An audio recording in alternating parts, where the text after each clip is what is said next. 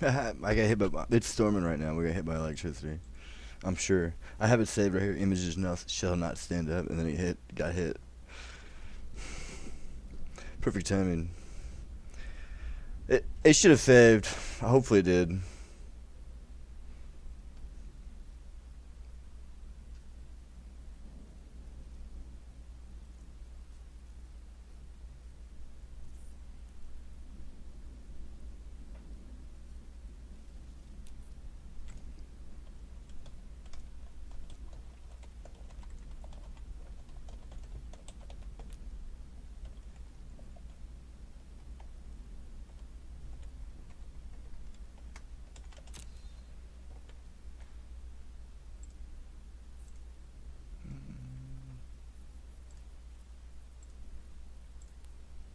Worst breakfast for weight loss. Oatmeal's healthy, right? There's nothing good.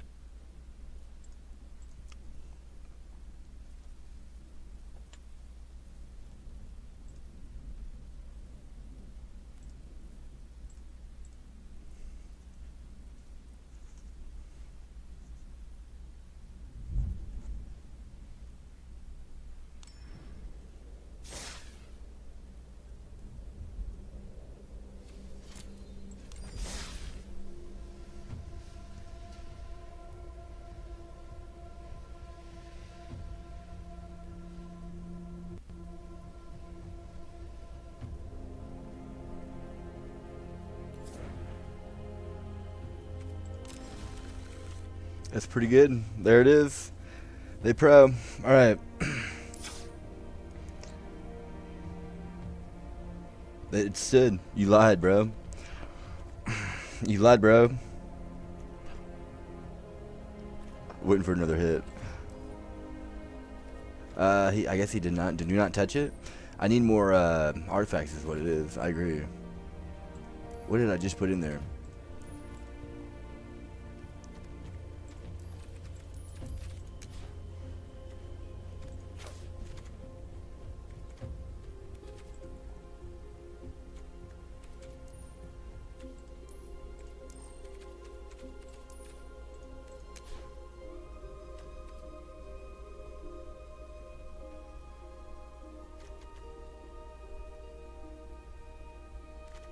Whenever you sacrifice an artifact,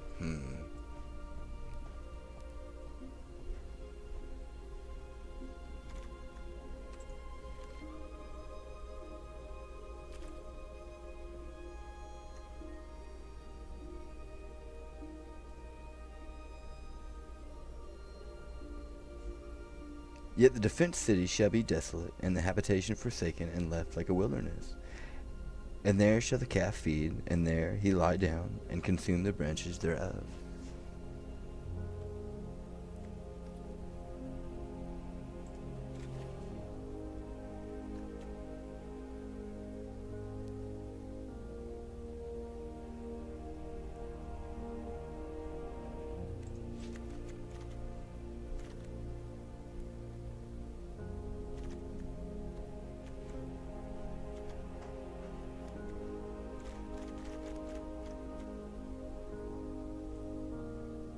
They shall consume the branches thereof. Excuse me?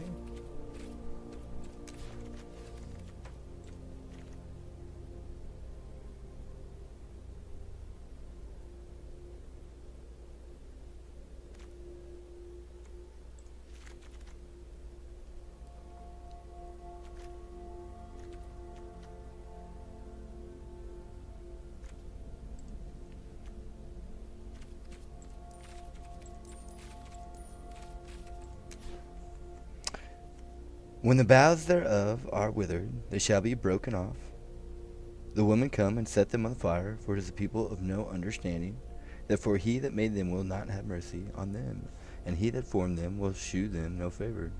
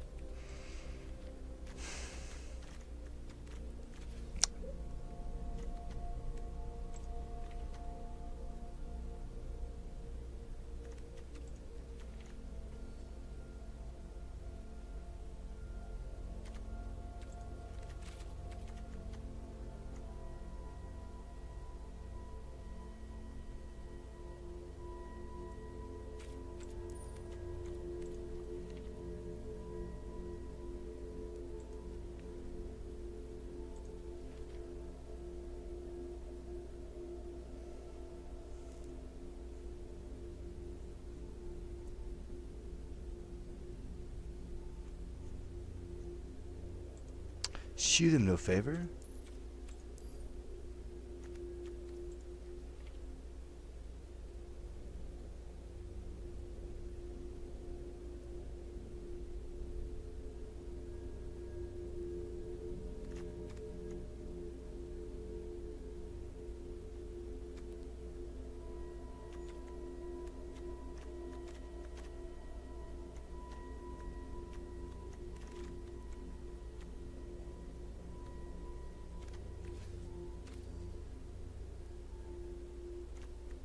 Boosted to stoop.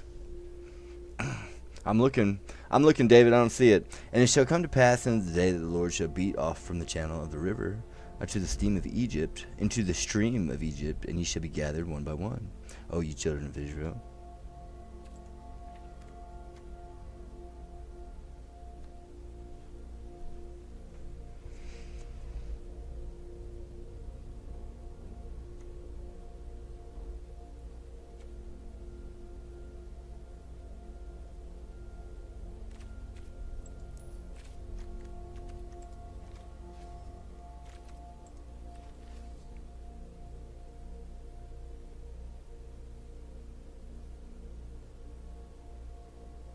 Gather one by one.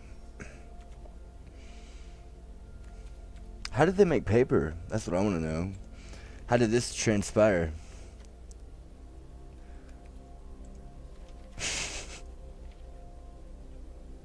The Lord shall beat off from the channel of the river unto the stream of Egypt, and ye shall be gathered one by one, O ye children of Israel. How are we beating them off?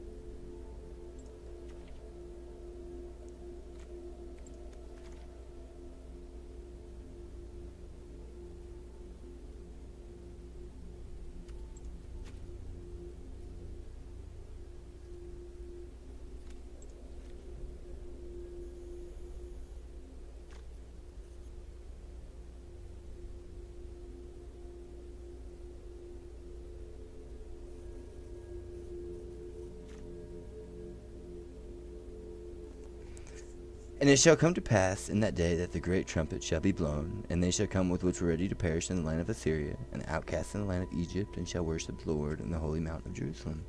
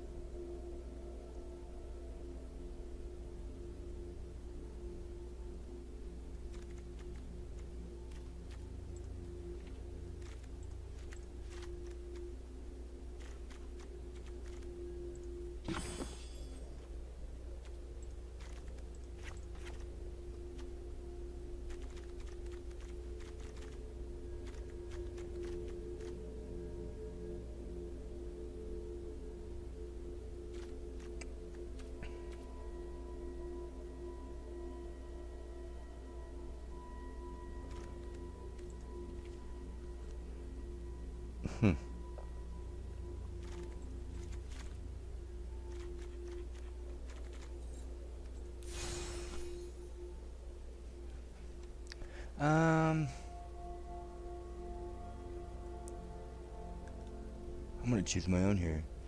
Smitten him as he smote them. I'll smote you right now and I'll choose my own. What's appropriate? For all the dogs, bro. Here.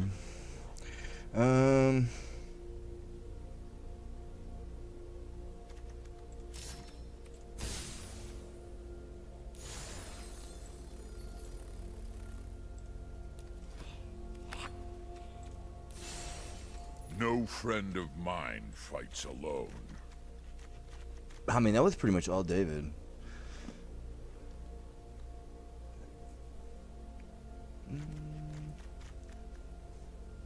That was all David, wasn't it?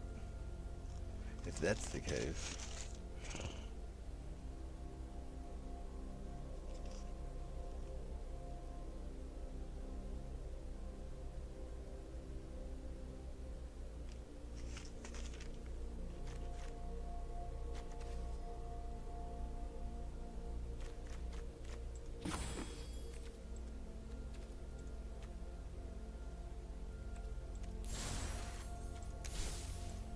Well, that's how it goes.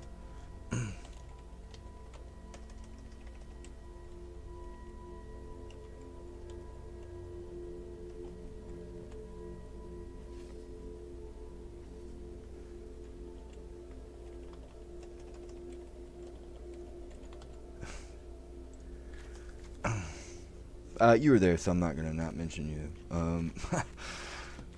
Continue this.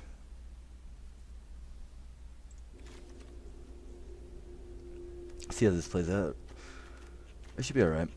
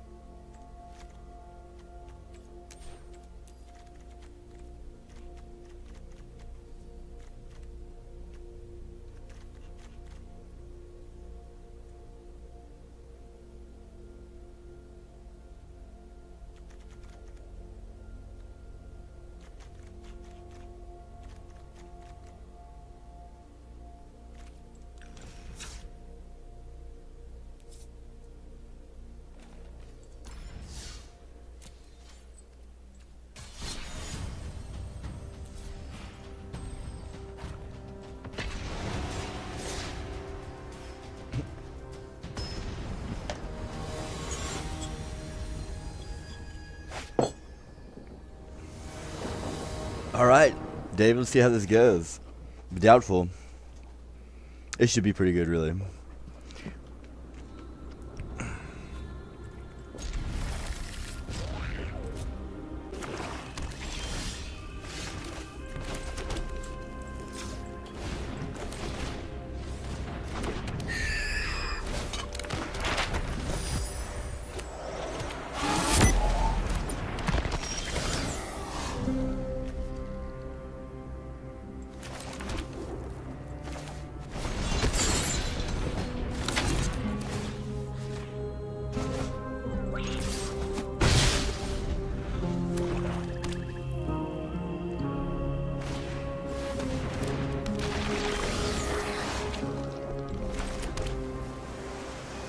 I said, I want that mount. What are you doing with this mount?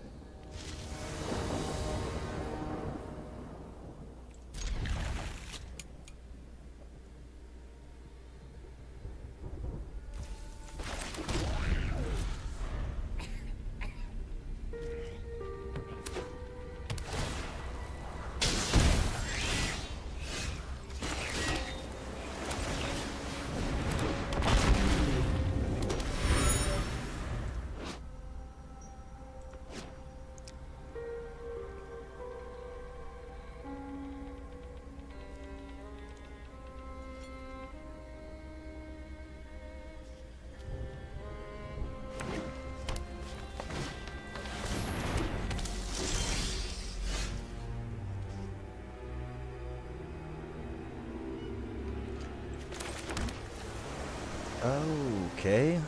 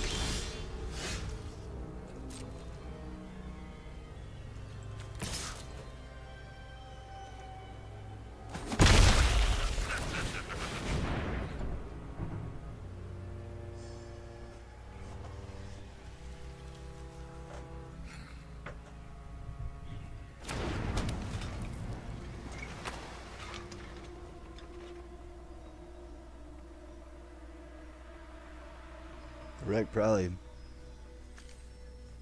I mean, shit. Look, you didn't see it.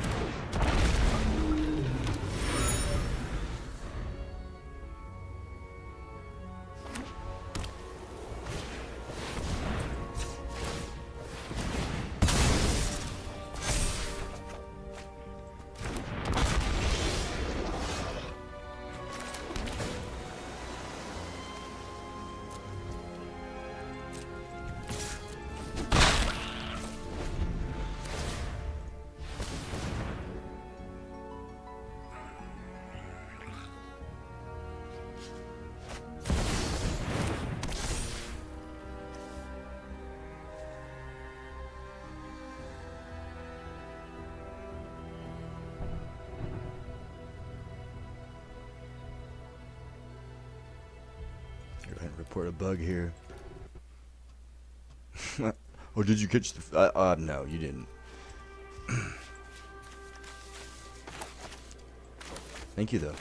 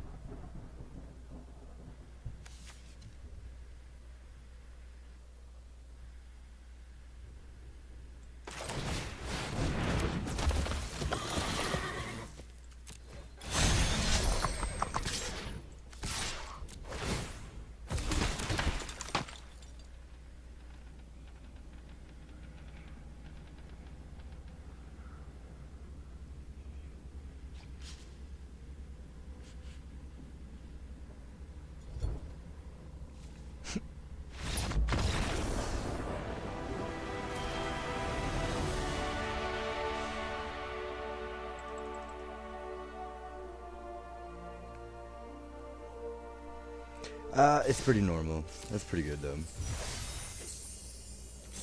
That's pretty much it though. Beside the cylinder, shall we do it? Be sent to me at the stranger's house. "Watch the street," he said as we emerged.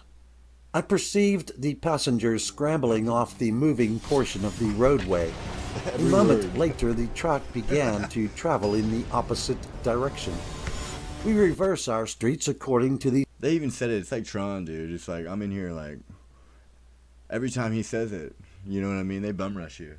stream of travel, said David. The mechanism is controlled by solar power, it gives you motivation, transmitted really from the Vosh. We journeyed for some 5 and 20 minutes by the new reckoning, what would have been a quarter of an hour.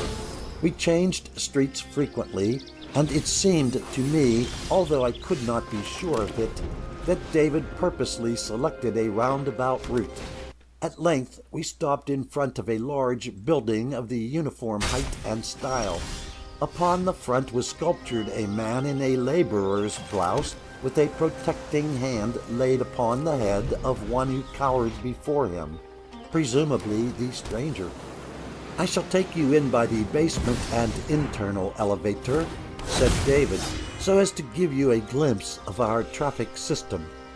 We had passed numbers of subway entrances with gentle ramps descending into clean, white-walled passages, along which I had seen an endless series of trucks proceeding on single rails. Beneath the stranger's house, I saw the termination of a branch line, and, as we stood watching, a porter in blue seized a small truck which had detached itself from the rail and, with a slight push, sent it spinning into a goods elevator. "Gyroscopic action," explained David. "Above this is the house kitchen, connecting with the district sub-kitchen by means of a 2-foot tube." And every now and then he would stop in the midst of his explanations and cast that searching look at me, as if to inquire whether I could be ignorant of all this. We stepped into an elevator. David pressed a button, and the cage shot up to the top story. Opposite us was a door with a bell at the side, as in the old-fashioned apartment. David rang, and the door opened, revealing a girl about 18 years of age, who looked at me with parted lips and an expression that was unmistakably fear. "Arnold, this is my daughter Elizabeth," said David, kissing her. "Arnold is under our special care," he continued. "He comes from a very distant city outside the Federation and is waiting to be a scribe. He knows no more about civilization than if he had just awakened after a sleep of a century." The girl shot a quick, dubious, searching glance at me. I met it steadily, and she turned her eyes away. Again she looked at me, and my gaze apparently reassured her, for she gave me her hand in a very unaffected manner, and we went through a living room into a simply furnished dining room. It much resembled one of my own century, except that the furniture was in good taste. The curves and spirals and volutes of our machine-carved chairs and tables were gone. The wall was of a plain gray, without paper or pictures. The carpet was plain, and the absence of curls and twists, even on the handles of the cutlery, was extraordinarily restful. Between the two rooms was a small enclosed space containing a telephone funnel with knobs and levers disposed about it, and a dumbwaiter. The table linen was of a peculiar lusterless black. Looking out of the window, I saw that the uppermost street ran past it, and occasionally the hatless head of a pedestrian appeared. "Anything new to you, Arnold?" inquired my host, as we took our places at the table. "Principally the color of the table linen," I answered. "Black seems strange to me." "Black? Do you call that black?" asked David in surprise. "Why, that is mauve, and not at all like black to me. For my part, I prefer the old-fashioned white. But 2 years ago, when the plans to dress us in mall instead of blue were rescinded, the wool and linen bosses had accumulated a large quantity of mall goods in the warehouses on speculation, the loss of which would have hurt them badly, so we were asked to use mall-colored table linen. "Do you like chicken?" inquired Elizabeth. "It is of last year's freezing, and I got it as a special favor, for the supply for 34.5 is not yet exhausted, and they are supposed not to draw on the new sellers. If Father had told me that he was going to bring home a guest, but I didn't know it myself," said David. "Of course, I could have telephoned, but—" "Never do that," exclaimed Elizabeth impetuously, and I saw the look of fear upon her face again. A bell sounded, the shaft door clicked open, and a tray lay in the orifice. Elizabeth carried it to the table, and a well-cooked meal was smoking before us. "You may be surprised to know that this tea was made 2 miles away," said David, "in the district sub-kitchen. It came to us at 70 miles an hour. Before we had the gyroscopic attachments, fluids were occasionally spilled." "And how do you clean the apartment?" I asked Elizabeth. "In the old-fashioned way," she answered, smiling. "I'm an expert with the solar vacuum investor." "I believe our friend is accustomed to the existence of a servant class," said David, laughing at me. But there was a subdued melancholy about him, as well as about Elizabeth. The sense of it, and the constraint it bred, grew on me momentarily. After dinner, the dishes were sent down the shaft, and David handed me a typical 20th century cigar. "In a sense, this is one of our compromises," he said, as we sat down in the adjoining room. "Dr. Sanson wants to forbid the use of nicotine as impairing the productive efficiency of the race, but the council thinks the narcotic has a restraining influence." He broke off as Elizabeth looked at him rather significantly.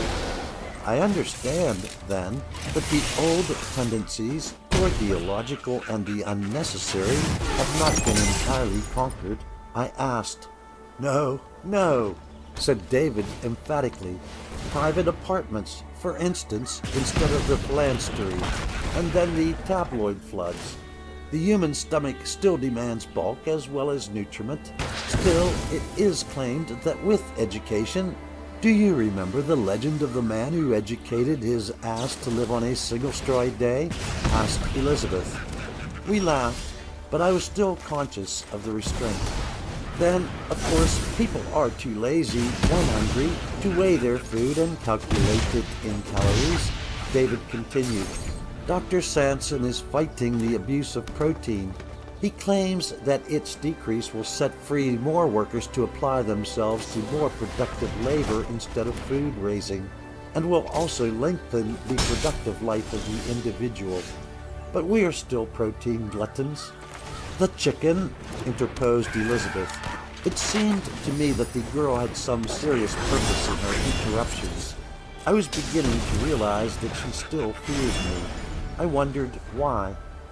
"And you may have observed that the eternal feminine has baffled Dr. Sanson's desire to abolish the skirt," continued David. "In fact, human nature seems to flow on in much the same old way beneath the surface of civilization. I am inclined to think that our economic changes have not seriously amended it." "Father, if you are going to talk like a heretic, I shall leave you," exclaimed Elizabeth, rising. She left the room, and David followed her. Presently he came back alone. "Arnold," he began, seating himself and knocking the ashes from his cigar, "my daughter is troubled about my frankness with you. You know there is a period of necessary restraint just now, owing to the final adjustment being incomplete. Some of the oldest men remember the former regime. The council is strict, and, in short, Arnold, I am putting my own safety in your hands because I trust you, and also because—" He broke off in confusion. "You need to know so much before you face the council," he resumed. "Arnold, sometime I will receive your confidence, and then, well, This misunderstanding will be cleared away." I shook his hand warmly. "I suppose I am not permitted to leave the apartment?" I asked. "By all means, go where you will. Your gray uniform shows you to be an unascribed stranger, and every policeman has your photograph in his thumb book by now. Only remember that you must decline to enter into conversation with anyone who may accost you. Please remember this point scrupulously, for your own sake. But, Arnold, do you know, I think you can spend the rest of your day very profitably in learning to read." "Learn in a day?" "To some extent. There are only 35 principal characters, and all these sub-characters are readily discernible as coming under these heads. I believe Elizabeth has an old spelling book, and she will be delighted to instruct you." The idea aroused his enthusiasm, and a few minutes later Elizabeth had begun to give me my lesson. By supper time I had already mastered the elements, and we continued to study in the evening under the soft solar light which, issuing from small shaded glass-covered apertures in the walls, made the room as bright as day. Soon after dinner the dumbwaiter shaft clicked open and a package lay there. Inside was my overcoat. At least it was meant for me, but instead of the fine cheviot, I discovered a wretched mixture of cotton and shoddy. I was indignant. David advised me to do nothing. "A stranger sometimes gets poor service," he explained. "It is a deliberate fraud, then?" I demanded. He placed his hand restrainingly on my arm. "Is it worthwhile quarreling with the wool boss before you go to the council?" he asked. He went on to explain that each industry was autonomous and had its own boss, elected annually by the workers, in theory, but for life in practice.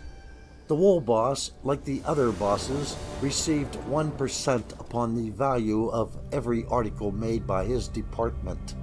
"At present our social organization is a little upset," he explained again. "When the Russian troubles are ended, we shall resume our normal life. There will be more spaciousness, more freedom, liberty will be enlarged." We went to bed early. I was grateful to discover that the old-fashioned bed had not been sent into limbo. But then the bed, of course, antedates history. David apologized for mentioning bedtime. 9 is the curfew hour, he explained. At 9:30 the solar light goes out. It is only a temporary restriction until... Again he checked himself. I mused so long that the solar light, which flooded the bedroom within and made London a vivid picture in a black frame without, was suddenly turned off, leaving me to grope my way into bed in the darkness. I lay thinking of Esther, who had died so long ago, and I knew that when the first bewilderment of the new life had passed away, my loss would seem as unbearable as before. I was as helpless as a savage in this fantastic city. It seemed incredible that I had been groping in the cellar that same morning. I thought of Elizabeth and the terrified look in her eyes. I heard a city clock strike 10, and an hour later 1, and it was long before I remembered that 10 was midnight. My last resolve was to try to forget my former life and fling myself with all my power into the new. At last I fell asleep, to be awakened by the sun shining into my eyes along a canyon that stretched between the high buildings as far as I could see. End of chapter 6. Read by Brian Fullen, Plano, Texas, January 2025. Very nice. I'll pause it there. Take a break. I wanted to finish the deck. I'll make a new deck in another video. How about that?